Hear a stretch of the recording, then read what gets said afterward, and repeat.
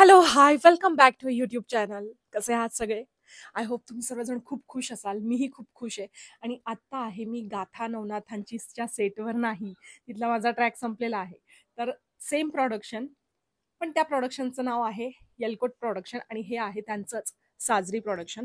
तर साजरी प्रोडक्शनच्या बाळूमामाच्या सेटवर मी आहे आणि बाळूमामाच्या सेटवर मी माझा लुक जो होता त्याची पोस्ट मी टाकलेलीच होती इन्स्टावर आणि फेसबुक सोशल मीडियावर माझ्या. तर आत्ता एकंदरीत इथली स्टोरी काय आहे हे मी तुम्हाला सांगावं असा विचार करत होते. कारण काय होतं, तुम्हाला माझं काम इच्छा असूनही बघता येत नाही.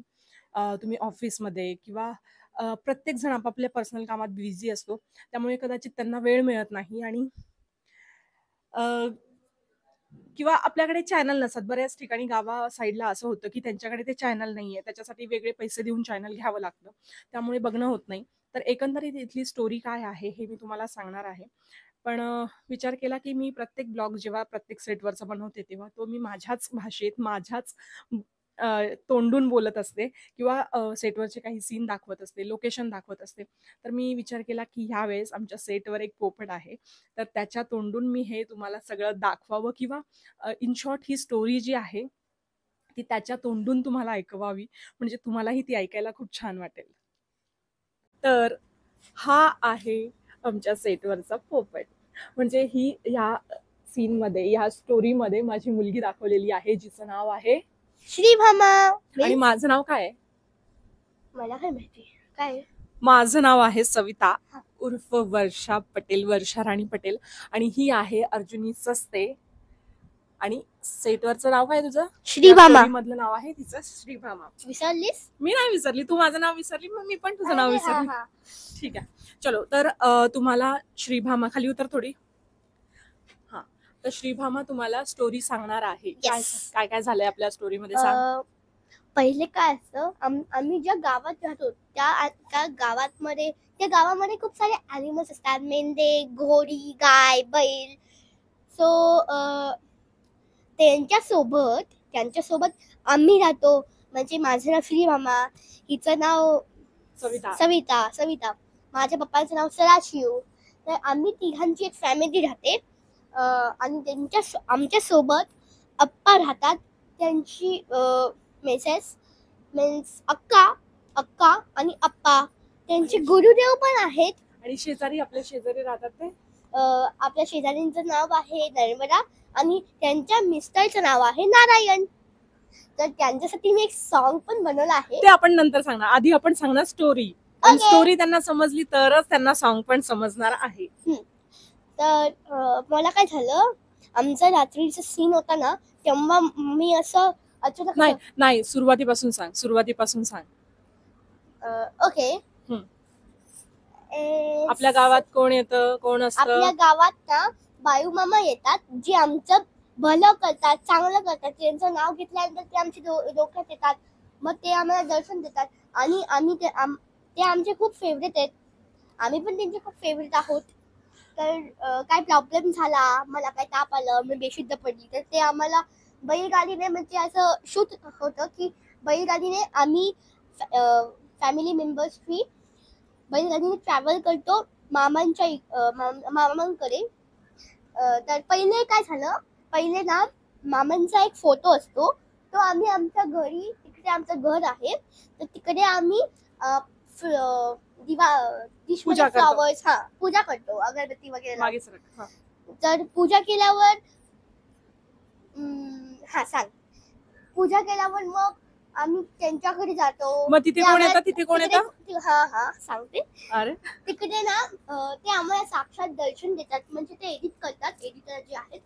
तिकडे नाग आलेला असतो. मग मी बोलते, आय बा, इकडे नाग आले, नाग, आय बा, अरे या की लवकर, असं मी बोलते. मग ते येतात. मग आम्ही खूप घाबरतो. मग ही बोलते की साक्षात दर्शन तर नाही दिलं ना, म्हणून मग आम्हाला कळतं की त्यांनी साक्षात दर्शन दिलंय. मग आम्ही, म्हणजे नेक्स्ट पार्ट मध्ये आम्ही नेक्स्ट सीनला, म्हणजे त्याच दिवशी पण नेक्स्ट सीनला आम्ही जातो बैलगाडीने ट्रॅव्हल करून मामांच्या तळावर. मग तिकडे जसं सांगतो आम्ही त्यांचे येऊन पाया पडतो. माझ्या हातात एक भाकरीची टोपली असते, हिच्या हातात मामांसाठी आम्ही जेवण घेऊन जेवण जातो. घेऊन मामांना येतो. जे जे आवडतं ते आम्ही सगळं त्यांच्यासाठी हा. घेऊन जातो. आणि मी टॉवेल पकडते. मग ते म्हणजे माझे पप्पा माझ्या बाजूला उभे असतात ना, आणि आम्ही बायू मामाचे नाव म्हणजे बायू मामाच्या बाजूला असतो उभे. माझ्या हातात टॉवेल असते ब्लू कलरची, त्या एपिसोड तुम्ही नक्की पहा. आणि एवढं जर आम्ही डिटेल मध्ये सांगायला लागलो ना तर आमचा ब्लॉग नाही होणार, आमचा पूर्ण मूवी होणार आहे. मूवी होणार आहे. तर त्याच्यामुळे मी सांगते. मग आम्ही जातो बाळू मामांकडे. मग Yes. मामांना काही गोष्टी ज्ञात होतात आणि त्यांना कळतं की काहीतरी गावावर संकट येणार आहे, काहीतरी यांच्या घरावर संकट येणार आहे. म्हणून मामा आम्हाला आमच्या उंबरठ्यावर टाकण्यासाठी भंडारा देतात. आम्ही तो भंडारा टाकतो. मामांनी सांगितलेलं आम्ही सगळं करतो. पण आमच्या गावात राहत असतात आप्पा. जसं आम्ही मामांना मानतो तसं आप्पा मानतात गुरुदेवांना. त्यांची इच्छा असते की आम्ही मामांकडे न जाता गुरुदेवांकडे जावं आणि त्यांच्या ते म्हणतील तसं करावं. आणि जसं की मी तुम्हाला सांगितलं, माझ्या हातात टॉवेल असतं आणि माझ्या पप्पांच्या हातात म्हणजे सदाशिवच्या हातात, त्यांच्या हातात एक तांब्या असते, त्याच्यामध्ये पाणी असतं, जे बायू मामा त्याच्यामध्ये हात धुतात. मग मी त्यांना टॉवेल देते, पण ते टॉवेल घेऊन परत माझ्याकडे देतात. मग हे म्हणजे नर्मदा माऊ म्हणजे आमची जी शेजारी दाखवली ती आणि सविता ही माऊ जातात. ताट त्यांना जेवण रेडी केलेलं असतं ना, मग ते ताट त्यांच्या हातात देतात. मग ते जेवताना पहिले मला बोलवतात, श्रीमामा बाया इकडे, थोडी इकडे. मग ते मला एक घास भरवतात, मी एक घास खाते आणि मग बोलते की मी खाल्लंय मामा, तुम्ही जेवा. मग मी परत आम्ही तिथे थांबतो, जेवण करतो, मामांना जेव घालतो आणि आम्ही तिथून निघतो. तर मामांचं म्हणणं असतं रात्रीचं घरी जाऊ नका, इथे थांबा, कारण मामांना माहिती असतं काहीतरी प्रॉब्लेम होणार आहे. आम्ही ऐकत नाही, कारण आमच्या घरी शेळ्या असतात, मेंढ्या असतात, गायी असतात, त्यांना चारा वगैरे पाणी वगैरे द्यायचं असतं. म्हणून आम्ही घरी येतो. घोरी पण दिसली मला. तर आमच्या इथे आम्ही घरी येतो आणि घरी आल्यानंतर हिला रात्री स्वप्न पडतं. स्वप्नात हिला काळा धूर दिसतो. मग ही खूप घाबरते, दचकून उठते. मग हिला खूप ताप येतो. ताप आल्यानंतर आम्ही खूप टेन्शन मध्ये येतो, कारण हिला याआधी असं कधीच झालेलं नसतं. मग आम्ही सकाळी झाल्या पहिले मामांकडे जातो. पहिले गाडीने ट्रॅव्हल करून पहिले मामांकडे जातो आणि मग मामांच्या तळ्यावर सगळे गावकरी खाली बसलेले असतात.